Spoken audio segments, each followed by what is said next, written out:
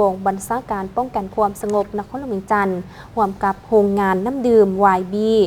1974และน้ำก้อนจำกัดผู้เดียวแม้ได้จัดพิธีเปิดนำไส้โรงงานน้ำดื่มและจำหน่ายน้ำดื่มให้กำลังป้องกันความสงบขึ้นอย่างเป็นทางการที่ศูนย์ปิ่นปัวและฟื้นฟูสุขภาพยาเสพติดอยู่ที่บ้านสมสง่าพิธีจัดขึ้นในวันที่22 พฤษภาคม 2025โดยการเข้าร่วมของพลจัตวาเสงทองเกลือบุญล้ำของหัวหน้าองค์ว่าการกระทรวงป้องกันความสงบพันเอกจำปาเสงสุนิยา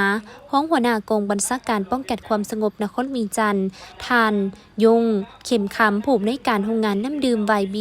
1974และน้ำก้อนจำกัดผู้เดียวมีหัวหน้าองค์การกองพันป้องกันเคลื่อนที่ค่ายคุ้มขังดัดสร้างและกองบัญชาการป้องกันความสงบ9เมืองและแขกถึกเซินเข้าร่วมพันโทท้องโสนสุภามีไซ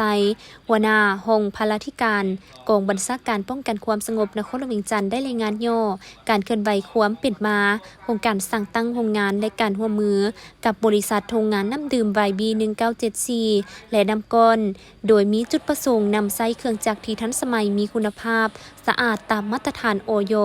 เพื่อตอบสนองในกำลังป้องกันความสงบนายและพ้นตำรวจรวมทั้งผู้ปิ่นปัวบำบัดยาเสพติดผู้ถูกหานักโทษในบรรดาห้องค่ายคุ้มขังดัดสร้างกองบัญชาการป้องกันความสงบเมืองและองค์การจัดตั้งรัฐองค์การจัดตั้งสากลโรงจักรโรงงานโรงแฮมประชาชนทั่วไปได้ดื่มได้กินน้ำสะอาดได้มาตรฐานพร้อมทั้งเป็นการสั่งรายหับเข้ากับกองบัญชาการรับประกันงบประมาณเข้าในการเคลื่อนไหวเวียกงานวิสาเฉพาะของกองบัญชาการป้องกันความสงบนครหลวงจันทร์ตามทิศเพิ่งตนเองคุ้มตนเองและสั่งความเข้มแข็งด้วยตนเอง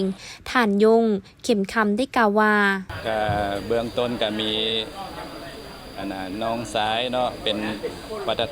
ประธานบริษัทเต้อสังหาริมทรัพย์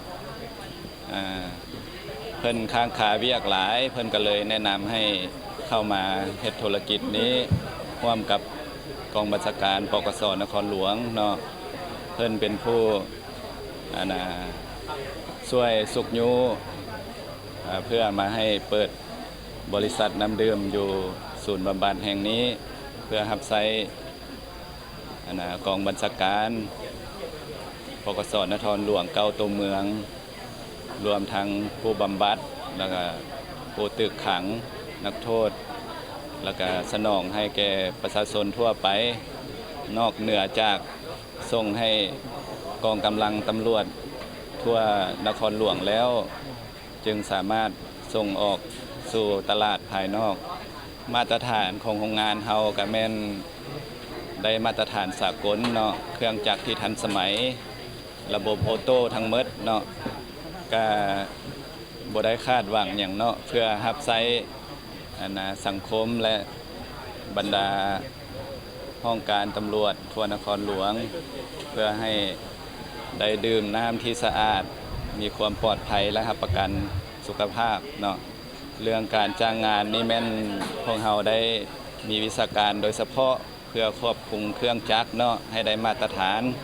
เรื่องแรงงานส่วน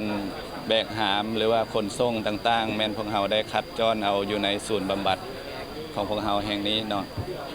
เจ้าถ้าลูกค้าท่านใดเนาะสนใจอยาก